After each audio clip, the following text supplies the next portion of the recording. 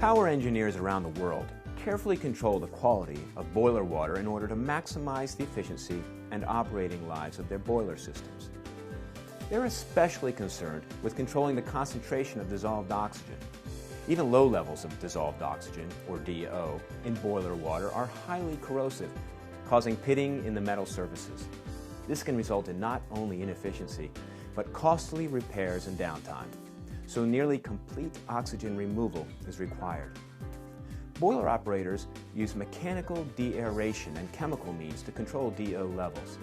Deaeration equipment heats the feed water and vents the released gases, including oxygen. The addition of oxygen scavengers to the feed water and processed waters helps reduce oxygen levels even further. The residual DO concentrations are then monitored. The purpose of this video is to display a simple, industry-proven method to measure trace levels of dissolved oxygen in boiler feed water. Chemetrix dissolved oxygen chemettes and ULR chemettes ampules provide the power plant operator with a rapid, reliable means of determining parts per billion levels of dissolved oxygen without the calibration or routine maintenance requirements associated with online methods.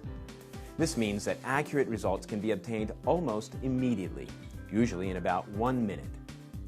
Chemetrix kits are commonly used as the primary method for determining dissolved oxygen, a means to verify readings obtained from online monitors, or as a backup method when online equipment fails. Each dissolved oxygen ampule contains a unit dose of the highly sensitive reagent rhodazine D, sealed under vacuum. The Chemetrix rhodazine D method has been approved by the ASTM for boiler waters and applications requiring testing for low levels of DO. Ideally, sample testing should be performed at the boiler feed water pump or near the discharge side of the pump. As a last resort, a sample may be obtained from the storage section of the deaerator. Sampling is the most critical part of dissolved oxygen analysis. A special sampling tube is included in each kit to allow the user to snap the tip of the ampule in a flowing sample stream before contamination by atmospheric oxygen can occur. The sampling tube is vertically mounted with a tube of inert material connecting the sample point to the bottom of the sampling tube. New sampling systems should be purged for several hours to eliminate any remnant air bubbles and other contaminants, while systems used routinely will require purging for only a few minutes. Test samples must be cooled to ambient temperature using a sample cooler, as samples that are not sufficiently cooled may produce false high test results. Once the sample is cooled, gently insert an ampule so that the tapered tip is at the bottom of the sampling tube. Snap the ampule tip in the flowing sample stream by gently pressing the upper end of the ampule toward the wall of the sampling tube. The vacuum in the ampule will cause it to fill, leaving a bubble to facilitate mixing. Remove the ampule from the sampling tube and quickly mix the contents by inverting the ampule, allowing the bubble to travel from end to end. Then, dry the ampule.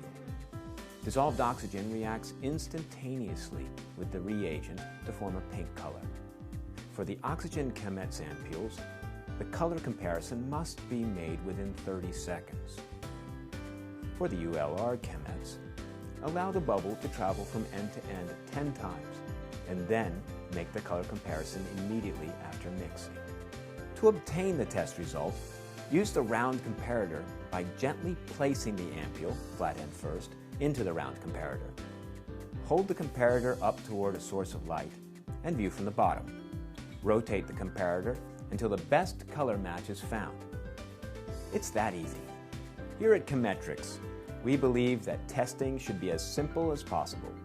Our test procedures are fast, easy, and accurate, making Chemetrix kits the top choice among plant operators worldwide.